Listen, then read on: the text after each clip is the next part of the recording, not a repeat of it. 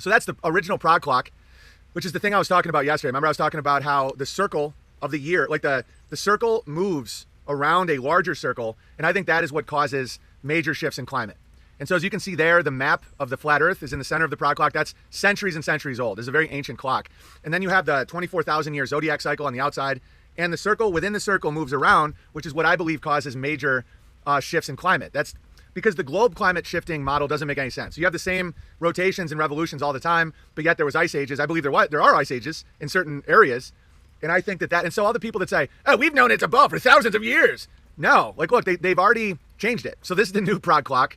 So they restored it and put a globe in it. Okay, which one makes more sense?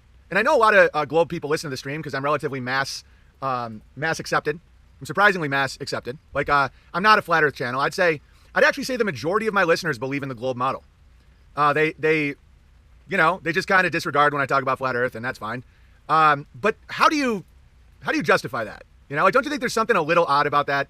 And then the argument might be, well, back in the day, people were just so stupid, and we had to we had to update it and restore it. And so why would we let that stupid map be in there? No, if someone's capable of making that clock, how many current people alive do you think are capable of making the gears and the art and the masonry and the clock? How many people alive right now could do that? What?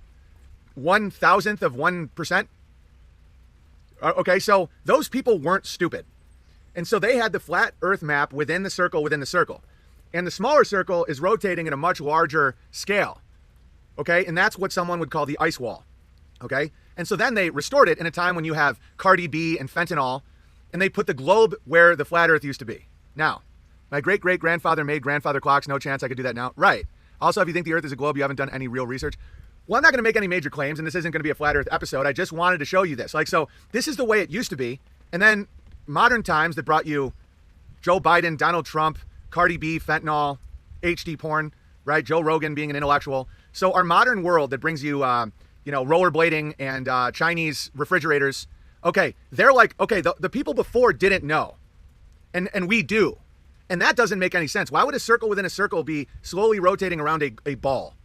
Okay, just something to ask yourself, because I know sometimes people will try and answer these rhetorical questions, but and if I don't respond, it's not because I can't handle your intense intellect. It's because those are the same retorts we've heard for a long, long time. Well, how many people would have to be in on it? Okay, a lot of you guys that are globe guys know that the media lied about Donald Trump and Russia collusion. And those people said exactly the same thing. How many people would have to be in on it? But you can see through that, right? So you know it is possible for a small amount of people to create a mass deception where not a lot of people are in on it. So with the Donald Trump Russia collusion narrative, you've seen that. You see how that's possible. Now extrapolate to a larger scale, okay?